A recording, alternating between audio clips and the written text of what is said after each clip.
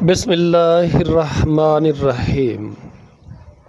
کیا آپ نے ان لوگوں کو نہیں دیکھا جن سے کہا گیا تھا کہ تم اپنے ہاتھوں کو روکے رکھو اور نماز قائم کرو اور زکوٰۃ ادا کرو؟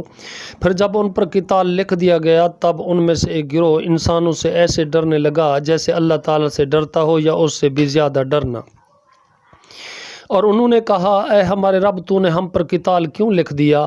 کیوں نہیں ہمیں قریب کے وقت تک مہلت دی؟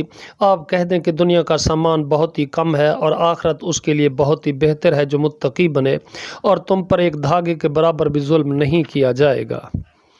تم جہاں کہیں بھی ہوگے موت تمہیں پہنچ ہی جائے گی، اور اگرچہ تم مضبوط قلوں میں ہو اور اگر انہیں کوئی بھلائی پہنچتی ہے تو وہ کہتے ہیں یہ اللہ تعالیٰ کی طرف سے ہے، اور اگر انہیں کوئی برائی پہنچتی ہے تو کہتے ہیں یہ تمہاری طرف سے ہے۔ آپ کہہ دیں سب اللہ تعالیٰ ہی کی طرف سے ہے۔ پھر ان لوگوں کو کیا ہو گیا ہے کہ قریب نہیں ہے کہ کوئی بات سمجھیں؟ جو بھی بھلائی تجھے پہنچے سو اللہ تعالیٰ کی طرف سے ہے، اور جو کوئی برائی تجھے پہنچے تو وہ تمہاری اپنی طرف سے ہے، اور ہم نے آپ کو لوگوں کے لیے رسول بنا کر بھیجا ہے، اور اللہ تعالیٰ ہی گواہ کافی ہے۔ اور جس نے رسول کی اطاعت کی اس نے حقیقتاً اللہ تعالیٰ کی اطاعت کی، اور جس نے منہ موڑا تو ہم نے ان پر آپ کو نگہبان بنا کر نہیں بھیجا ہے۔ وہ کہتے ہیں اطاعت ہوگی، پھر جب وہ آپ کے پاس سے نکلتے ہیں تو ان میں سے ایک گروہ رات کو آپ کی بات کے خلاف مشورے کرتا ہے، اور اللہ تعالیٰ لکھ رہا ہے جو وہ رات کو مشورے کرتے ہیں۔ چنانچہ آپ ان سے منہ موڑ لیں اور اللہ تعالیٰ پر توکل کریں، اور اللہ تعالیٰ ہی وکیل کافی ہے۔ تو کیا وہ قرآن مجید میں غور و فکر نہیں کرتے؟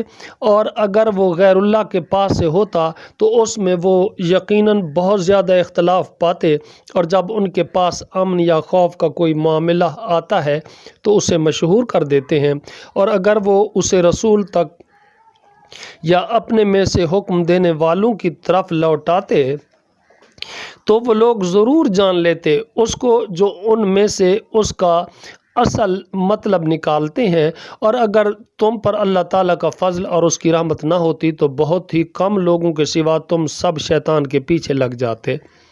چنانچہ تم اللہ تعالیٰ کی راہ میں جنگ کرو، تمہیں تمہاری ذات کے سوا کسی کی تکلیف نہیں دی جاتی، اور مومنوں کو آپ رغبت دلائیں۔